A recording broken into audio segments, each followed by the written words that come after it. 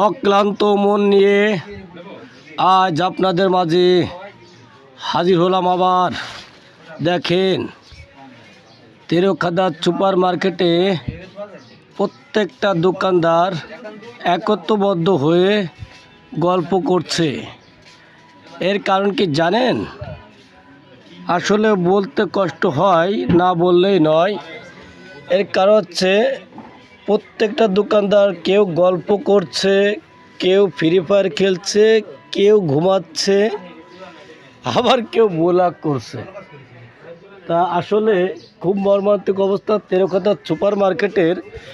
এখন হচ্ছে শীতের ফুল সিজন।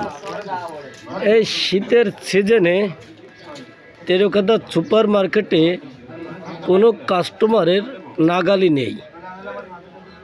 আসলে তেরখাদাবাসীর দৃষ্টি আকর্ষণ করে বলতে চাই, যদি আপনারা তেরখাদার